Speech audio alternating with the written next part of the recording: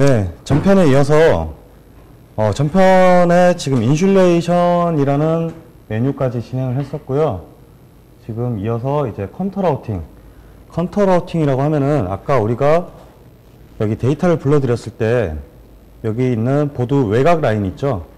이 보드 외곽 라인을 어떤 방식으로 작업을 할 거냐라고 선택을 해주시는 겁니다.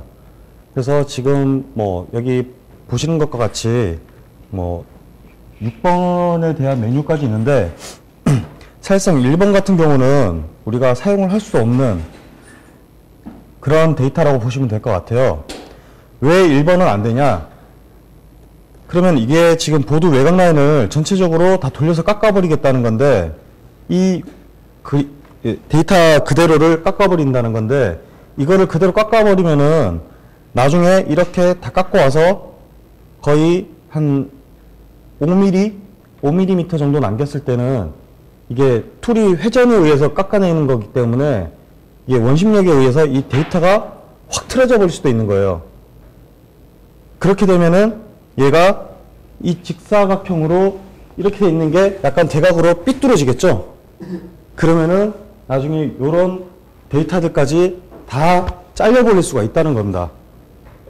그래서 이 방법은 사용을 할 수가 없는 거고요. 자, 이렇게 해주시면은 여기 지금 파란색 보이시죠? 흰색이 깎아내는 부분이고 파란색이 한마디로 그 PCB를 그대로 남겨놓는다는 거예요. 덧살을 대준다는 겁니다. 그래서 나중에 이 데이터를 다 가공을 하고 나서 이것만 딱 분리를 할 수 있게끔 그래서 덧살을 대주는 건데 이렇게 2포인트 정도 남겨두시는 게 작업하시기에는 가장 좋습니다. 물론 툴 마모는 조금 있겠지만 우리가 뭐 가위를 이용을 해서 그거를 절단을 해야 되는데 포인트가 많게 되면은 그 절단을 많이 해야 되겠죠. 그러면은 깔끔하게 깎이지도 않고 버가 생기면은 그걸 또 뭐 사포로 문질러야 된다든가 뭐 그런 문제가 있습니다.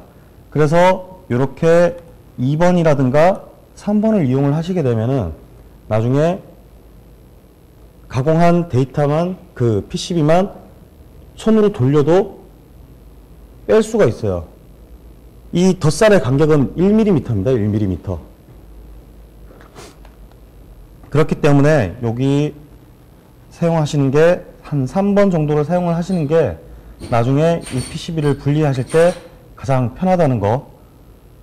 물론 이거는 사람마다 약간 틀릴 수는 있겠지만 제가 경험상 말씀드리는 거는 3번이 가장 좋다고 말씀을 드리는 겁니다.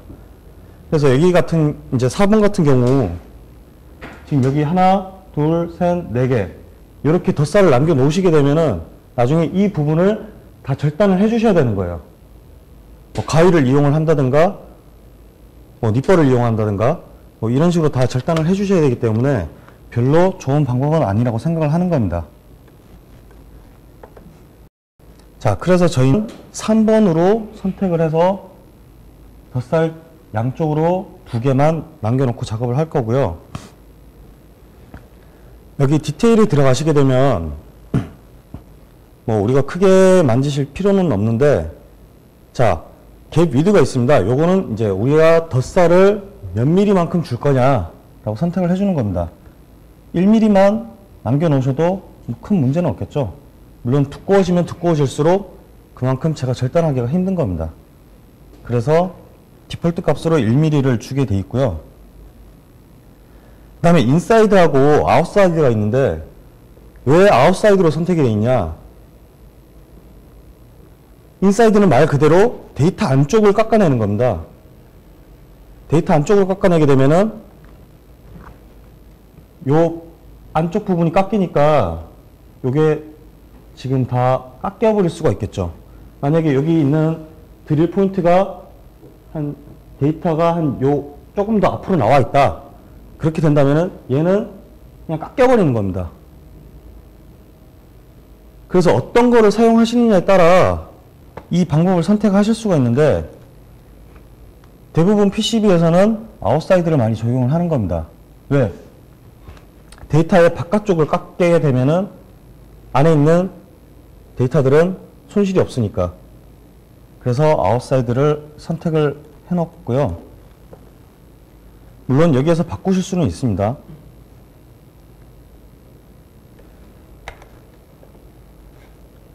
자, 그러면은 밑에 메뉴를 보시면은 뭐 세 가지 체크가 되어 있는데, 자, 체크는 왜 되어 있느냐? 자, 드릴 작업을 할 거냐 말 거냐 이겁니다. 보시면은 드릴들이 굉장히 많죠. 이 부분을 안 깎게 되면은 나중에 부품을 삽입을 할 수가 없습니다. 그 다음에 피듀셜은 아까 양면 작업을 할 때는 항상 피듀셜이 필요하다라고 말씀드렸죠. 그 오차 범위를 줄이기 위해서. 그래서 피듀셜도 선택을 해 놓은 거고요.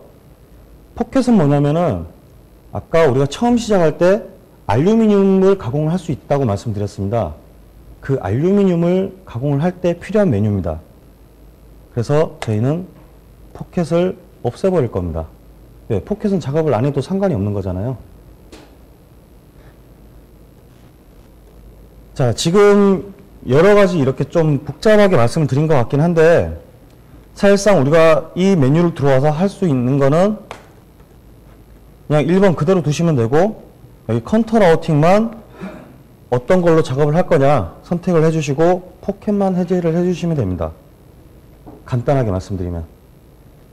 자, 다시 한번 들어가 볼까요?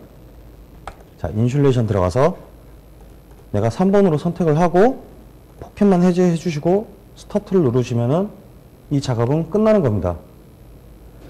사실상 이 모든 공정이 지금 좀 시간이 길게 이렇게 설명을 드렸지만, 사실상 내가 원하는 작업을 빠르게 하고 싶다, 뭐 익숙해져서 빠르게 하고 싶다라고 하시면은 사실상 이 공정들은 단 5분 만에 끝날 수도 있는 공정들입니다.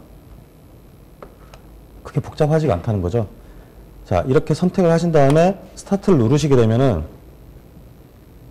자, 인슐레이션은 어떤 식으로 할 거고, 뭐 컨터 라우팅, 드릴, 피듀셜. 자, 이런 식으로 지금 디테일하게 나오게 돼 있는데,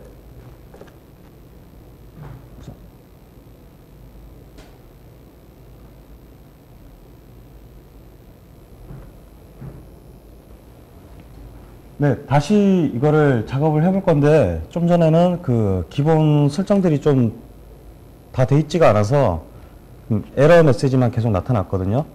근데 지금은 그 환경 설정을 해놓고 다시 한번 똑같이 스타트를 한번 눌러 보겠습니다.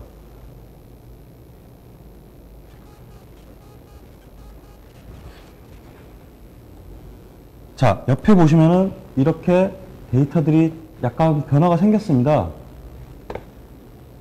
요거는 잠시 후에 확대해서 보여드릴 거고요. 여기 보시면 이제 툴이라고 해서 여러 가지 툴에 대한 종류들이 추출이 됐습니다. 이거는 뭐냐면은 아까 말씀드렸다시피 얘가 자동적으로 이거를 가공하기 위한 필요한 툴들을 추출을 해준 겁니다.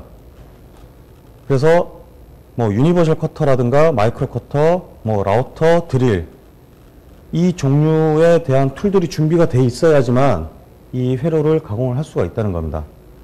자, 이거는 어차피 자동적으로 프로그램에서 추출을 해주는 거기 때문에 크게 사람이 뭐 손댈 수는 없는 부분이고요. 자, 클로즈를 눌러주신 다음에 데이터를 한번 확대를 해보겠습니다.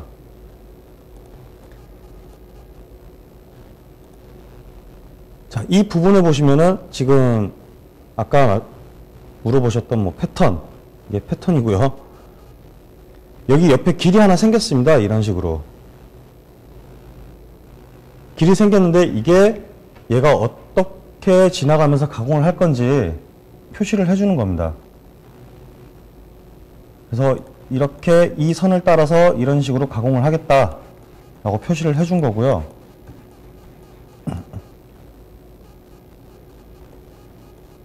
자, 여기 보시면 아까 우리가 만들었던 보드 외곽 라인이 하나가 있죠.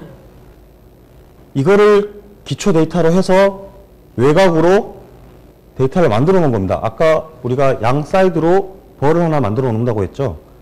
이게 그 1mm에 대한 그거고요. 이런 식으로 지금 데이터를 얘가 가상 경로를 다 만들어 놨습니다.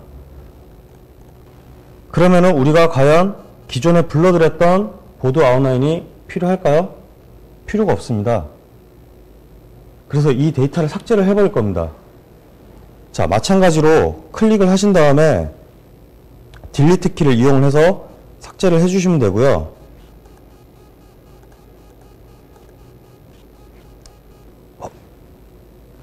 자, 잘못했다. 그러면은 여기 보시는 것과 같이 되돌리기라는 기능을 활용을 해서 되돌릴 수가 있고요. 자, 이렇게 삭제를 해주시게 되면은 내가 원하는 보드 아웃라인이 생성이 된 겁니다. 여기도 버가 있죠. 이렇게 양 사이드로 제가 만들어 놓은 겁니다. 이 데이터를 근거로 해서 얘가 그대로 가공을 해주는 게 가공기의 역할입니다. 자, 이거 보드 아웃라인을 제가 왜 지웠냐? 여기에 데이터가 있으면은 그대로 얘는 똑같이 작업을 할 겁니다. 그러면 굳이 필요 없는 외곽 라인을 한 번 더 작업을 하게 되겠죠. 그래서 제가 필요 없는 데이터는 지워버린 겁니다.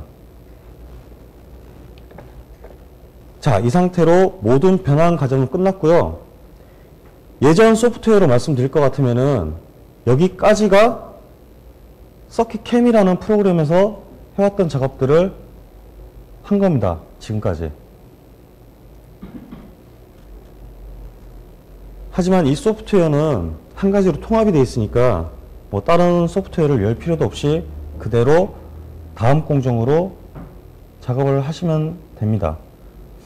그러면 우리가 지금 필요한 게 뭐냐면은 실질적으로 이걸 가공을 하기 위해서 물론 가공기 모델별로 약간씩 차이는 있겠지만 S63이라든가 S103 상위 버전에 대해서는 툴 체인지가 오토 방식이기 때문에 우리가 몇 번에다가 어떤 툴을 설정을 해놨다 라고 인식을 시켜주면은 자기가 알아서 필요한 툴들을 갖다가 쓰는 겁니다. 자동으로 물고 쓰고 필요 없는 거는 다시 갖다 놓고 내가 필요한 툴들을 찾아서 얘가 자동으로 다 가공을 해주게끔 돼 있기 때문에 그래서 상위 버전에 대한 좀 장점은 이런 겁니다. 사람이 굳이 뭐 손으로 매번 꽂았다 뺐다 할 필요가 없다는 거. 하지만 S43, 233 이 두 가지 모델들은 툴 체인지 방식이 수동이기 때문에 어떤 툴들이 얘가 필요하다라고 메시지를 띄워주면은 그걸 직접 사람이 계속 손으로 교체를 해주는 그런 좀 번거로움이 있겠죠.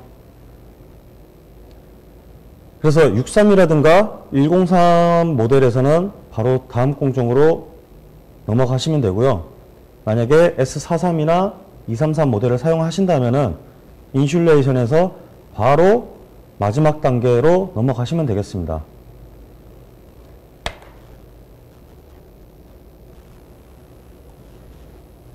자, 툴 매거진이라는 게 나왔는데요.